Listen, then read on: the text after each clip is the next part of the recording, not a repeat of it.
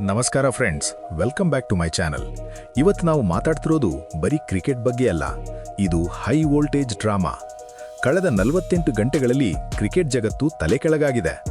ICC ಬಾಂಗ್ಲಾದೇಶಕ್ಕೆ ಕೊಟ್ಟಿದ್ದು ಕೇವಲ 24 ಗಂಟೆಗಳ ಡೆಡ್ಲೈನ್. ಒಂದೇ ದಿನದಲ್ಲಿ ನಿರ್ಧಾರ ಹೇಳಿ, ಇಲ್ಲ ಅಂದ್ರೆ ನಿಮ್ಮ ಕಥೆ ಮುಗೀತು ಅಂತ ಐಸಿಸಿ ಗುಡುಗಿತ್ತು. ಆ ಟೈಮ್ ಮುಗಿದ ತಕ್ಷಣ ಬಾಂಗ್ಲಾದೇಶ್ ಔಟ್, ಸ್ಕಾಟ್ಲ್ಯಾಂಡ್ ಇನ್. ಇದನ್ನು ನೋಡಿ ಪಾಕಿಸ್ತಾನಕ್ಕೆ ಶುರುವಾಯಿತು ನೋಡಿ ನಡುಕ. ನಮಗೆ ಐಸಿಸಿ ದುಡ್ಡು ಬೇಕಿಲ್ಲ, ನಾವು ಆಡೋದು ಬಿಡೋದು ನಮ್ಮಿಷ್ಟ ಅಂತ ಪಿಸಿಬಿ ಚೇರ್ಮನ್ ಮೊಹಸಿನ್ ನಖ್ವಿ ಇಲ್ಲದ ಮೀಸೆ ತಿರುಗುತ್ತಿದ್ರು.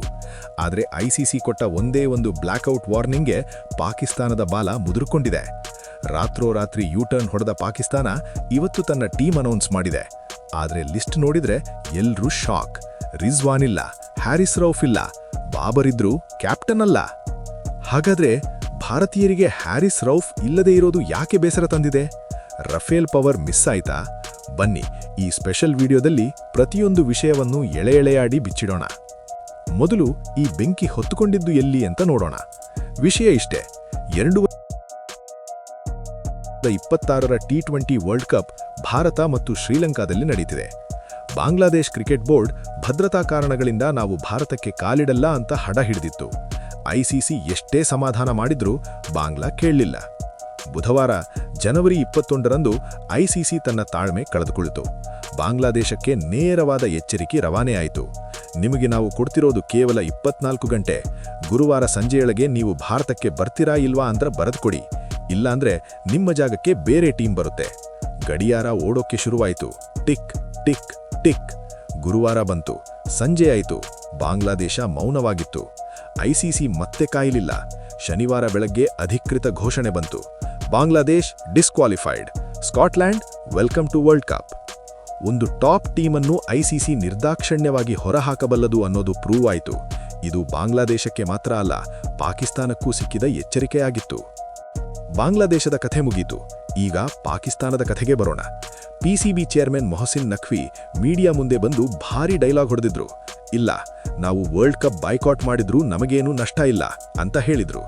ಆದರೆ ಸತ್ಯ ಏನ್ ಗೊತ್ತಾ ಫ್ರೆಂಡ್ಸ್?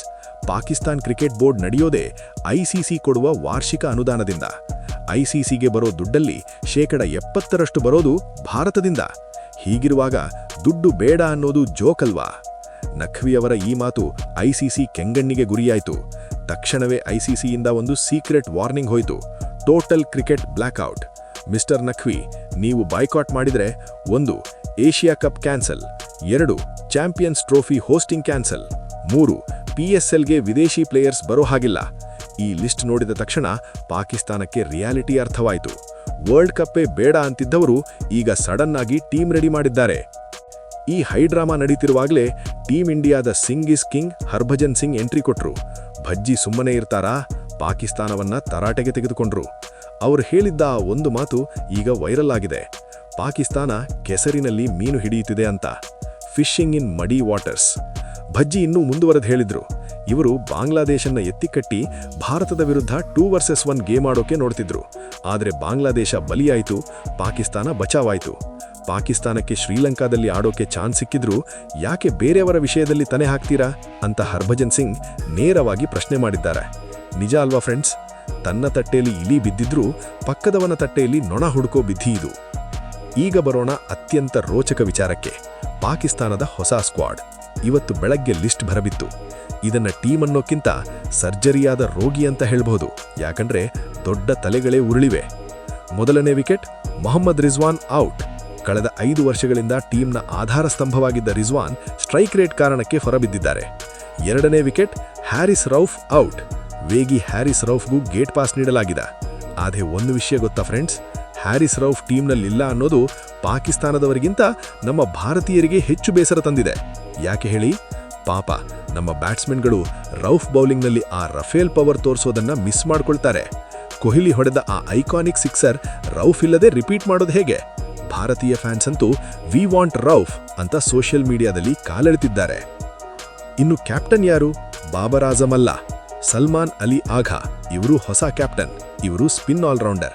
ಬಾಬರ್ ಆಜಮ್ ಅವರನ್ನ ಕೇವಲ ಒಬ್ಬ ಆಟಗಾರನಾಗಿ ಉಳಿಸಿಕೊಳ್ಳಲಾಗಿದೆ. ಹಾಗಾದ್ರೆ ರಿಜ್ವಾನ್ ಬದಲು ಬಂದಿರೋರು ಯಾರು? ಇಲ್ಲಿ ಇಬ್ಬರು ಡೇಂಜರಸ್ ಆಟಗಾರರಿದ್ದಾರೆ.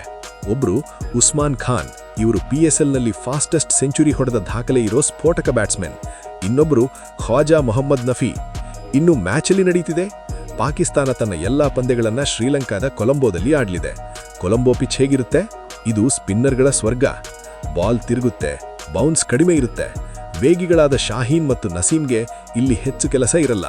ಅದಕ್ಕೆ ಪಾಕಿಸ್ತಾನ ಈ ಬಾರಿ ಶಾದಾಬ್ ಖಾನ್, ಅಬ್ರಾರ್ ಅಹ್ಮದ್ ಮತ್ತು ಸಲ್ಮಾನ್ ಅಲಿ ಆಘಾ ಹೀಗೆ 3 ಸ್ಪಿನ್ನರ್ಗಳನ್ನು ನಂಬಿಕೊಂಡಿದೆ.